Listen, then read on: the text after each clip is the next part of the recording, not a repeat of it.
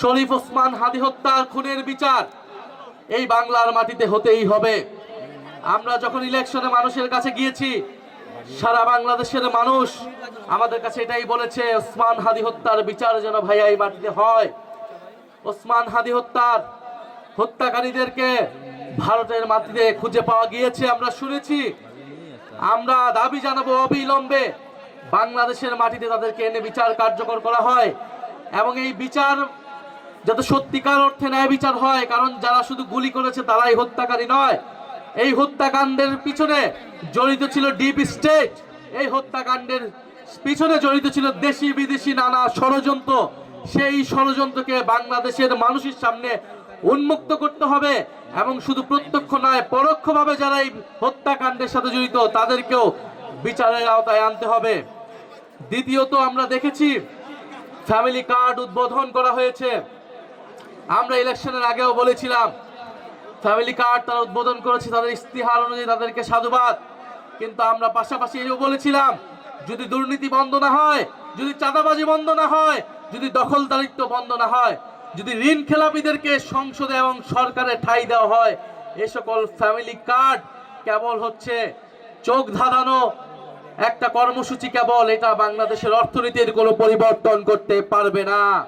ফলে আমরা আহ্বান জানাবো, যে সকল ঋণ খেলাপি লুটেরা দুর্নীতিবাজদেরকে সরকারে সংসদে নিয়ে যাওয়া হয়েছে, নমিনেশন বিক্রি করা হয়েছে, সেই সকল ঋণ খেলাপিদের বিরুদ্ধে যাতে বাংলাদেশ সরকার, বাংলাদেশের সুপ্রিম কোর্ট, নির্বাচন কমিশন ব্যবস্থা নেয়, এবং তারা যাতে অতি দ্রুত দেশের টাকা, ব্যাংকের টাকা ব্যাংকে ফিরিয়ে দেয়। প্রিয় রাজশাহীবাসী, 12ই মার্চের জন্য আমরা সবাই অপেক্ষা করছি। 12ই মার্চ নতুন জাতীয় সংসদের অধিবেশন। সেই অধিবেশনে শুনছি আমরা ফ্যাসিস্টের দোসর, ফ্যাসিস্টের লেজুর রেখে যাওয়া রাষ্ট্রপতি বক্তব্য দিবে, ভাষণ দিবে। আপনাদের সামনে স্পষ্টভাবে বলে যাচ্ছি, কোন ফ্যাসিস্টের দোসরের বক্তব্য শোনার জন্য 12ই মার্চ আমরা জাতীয় সংসদে যাচ্ছি না।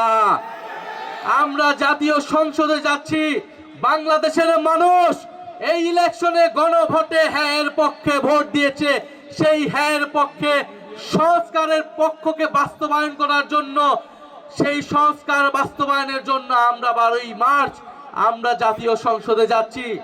জাতীয় সংসদে আমরা যাচ্ছি কবে উচ্চকক্ষ হবে, কবে সংবিধান সংস্কার পরিষদ হবে সেই হিসাব নেওয়ার জন্য, কবে সরকার দল শপথ গ্রহণ করবে সেটা শোনার জন্য, কোন ফ্যাসিবাদের দোসরদের বক্তব্য শোনার জন্য আমরা 12ই মার্চ সংসদে যাচ্ছি না। আপনারাও নজর রাখবেন। আমরা বলেছি এই রাষ্ট্রপতিকে অবিলম্বে অপসারণ করে গ্রেফতারের আওতায় আনতে হবে, এবং সংবিধান সংস্কার পরিষদ করে সংস্কার বাস্তবায়ন করতে হবে, হ্যাঁ বাস্তবায়ন করতে হবে। আপনারা সবাই হ্যাঁ পক্ষে ভোট দিয়েছেন না? আমরা সবাই দল মত নির্বিশেষে হ্যাঁ পক্ষে ভোট দিয়েছি। ফলে সংস্কারের পক্ষে, বিচারের পক্ষে আমাদের সেই লড়াই চলমান থাকবে। আপনাদেরকেও সচেতন থাকার, 12ই মার্চ সংসদের দিকে তাকিয়ে থাকার আহ্বান জানাচ্ছি।